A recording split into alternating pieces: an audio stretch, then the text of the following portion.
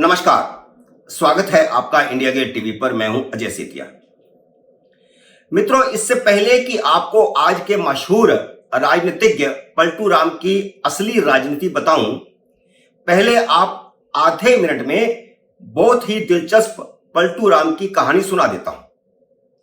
1967 की बात है।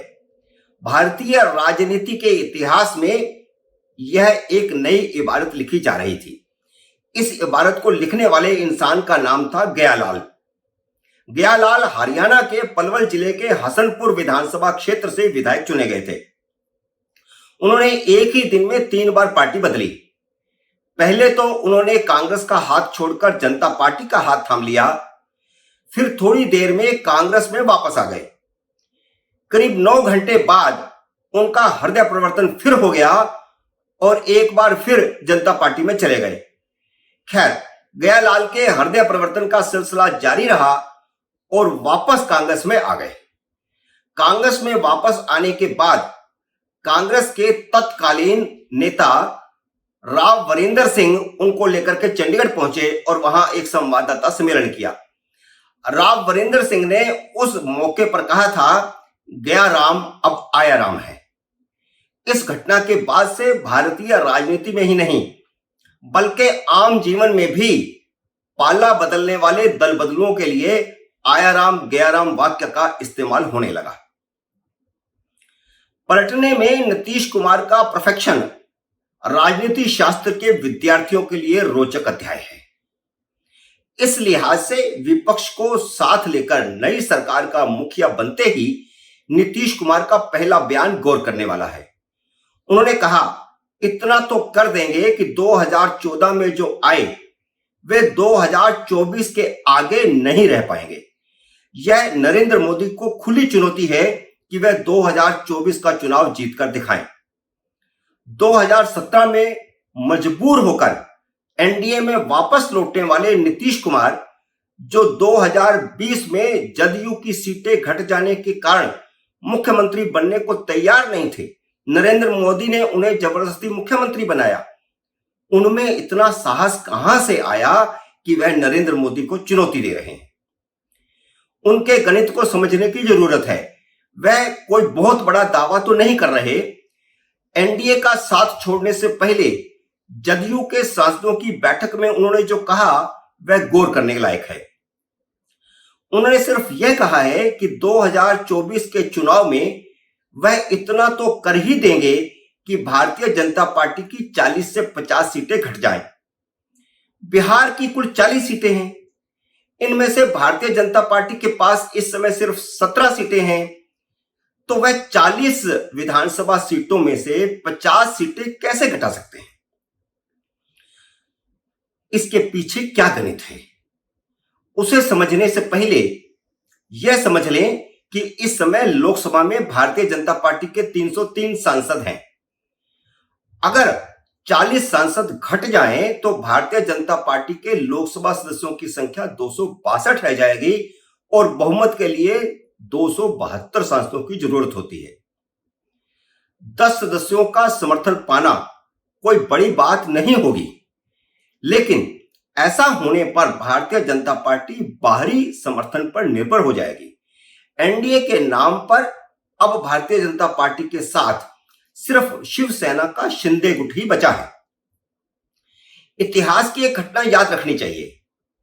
1999 में 1 वोट से अटल बिहारी वाजपेयी की सरकार गिराने के बाद सोनिया गांधी जब सरकार बनाने का दावा पेश करने राष्ट्रपति भवन गई थी, तो उन्होंने राष्ट्रपति भवन में राष्ट्रपति से मुलाकात के बाद पत्रकारों के सवालों का जवाब देते हुए 272 सांसद होने का दावा किया था। उनका वह वाक्य बहुत मशहूर हुआ था जब उन्होंने कहा था कि मेरे पास 272 सांसद हैं। लेकिन 20 सांसदों वाले मुलायम सिंह यादव ने सोनिया गांधी को समर्थन देने से इनकार कर दिया था और वह प्रधानमंत्री बनते बनते रह गए थे। नीतीश कुमार की सियासत कुछ 1998 की याद दिलाती है, जब देवगौड़ा और गुजराल का जनता दल प्रयोग फेल हो गया था। लोगों में बोफोर्स घोटाले के कारण कांग्रेस के खिलाफ गुस्सा बरकरार था, लेकिन कोई विकल्प नहीं था। तब जॉर्ज फर्नांडिस ने जनता दल से निकलकर समता पार्टी बनाई थी। भारतीय जनता पार्टी ने जॉर्ज फर्नांडिस को संयोजक बनाकर क्षेत्रीय दलों के साथ राष्ट्रीय जनतांत्रिक गठबंधन, जिसे एनडीए कहते हैं, वह बनाया था, जिसमें शिवसेना, अकाली दल, समता पार्टी, बीजू जनता दल आदि छोटे मोटे कुछ दल शामिल थे। वाजपेयी ने एआईडीएमके के सहयोग से सरकार बनाई।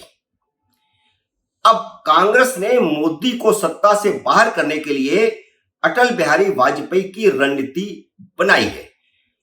जैसे अटल बिहारी वाजपेयी ने उस समय छोटे छोटे दलों को, जिनकी संख्या करीब करीब 26 हो गई थी, उनके साथ मिलकर के सरकार बनाई थी, वैसी ही रणनीति अब कांग्रेस सत्ता में आने के लिए बना रही है।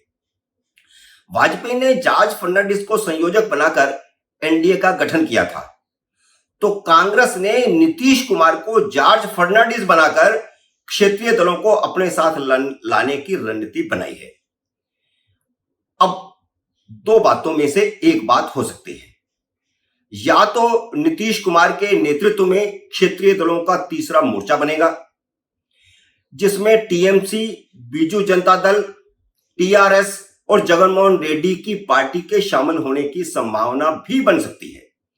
इनमें से दो दल, जगनमोहन रेड्डी की पार्टी और बीजू जनता दल, अभी एनडीए के साथ हैं, एनडीए में नहीं है लेकिन एनडीए के साथ हैं, प्रो गवर्नमेंट हैं। या फिर कांग्रेस नीतीश कुमार को यूपीए का चेयरपर्सन बनाकर उन्हें क्षेत्रीय दलों को जोड़ने का दायित्व देगी, जैसे वाजपेयी ने जॉर्ज फर्नांडिस को एनडीए का चेयरपर्सन बनाकर क्षेत्रीय दलों को जोड़ने का दायित्व दिया था। कांग्रेस नीतीश कुमार को एनडीए से तोड़ने के प्रयास लंबे समय से कर रही थी। ऐसा नहीं है कि नीतीश कुमार ने जब फैसला किया तब उन्होंने सोनिया गांधी से संपर्क किया। सोनिया गांधी पहले ही कई बार संदेश भेज चुकी थी। भगत चरण दास को उनके पास भेजा गया था कि अगर वह एनडीए छोड़ दें तो उन्हें मुख्यमंत्री पद की शपथ दिलाने के बाद केंद्र में विपक्ष की राजनीति की धुरी बनाया जा सकता है। वो राजी हों तो उन्हें यूपीए का संयोजक भी बनाया जा सकता है। बिहार में महागठबंधन का मुख्यमंत्री बनने के साथ ही नीतीश कुमार ने केंद्र की राजनीति में सक्रिय होने का खुला ऐलान किया है। तो क्या संकेत मिल रहे हैं? संकेत साफ मिल रहे हैं कि वह अब राष्ट्रीय राजनीति करना चाहते हैं और हो सकता है आने वाले दिनों में वह या तो यूपीए के चेयरपर्सन बने या एक तीसरा गठबंधन बना करके उसके संयोजक बने या चेयरपर्सन बने और अपनी कुर्सी, मुख्यमंत्री की कुर्सी तेजस्वी यादव को सौंप दें, जिनके इस समय विधानसभा में सर्वाधिक 77 विधायक हैं। मित्रों, उम्मीद है मेरा यह वीडियो आपको पसंद आया होगा। इसे लाइक करिए, शेयर कीजिए और अगर आपने मेरे YouTube चैनल को सब्सक्राइब नहीं किया तो इसे सब्सक्राइब कीजिए, घंटी का बटन भी दबाइए ताकि जैसे ही मेरा नया वीडियो आए आपको सूचना आएगी। मेरे नए वीडियो का करिए इंतजार। तब तक नमस्कार।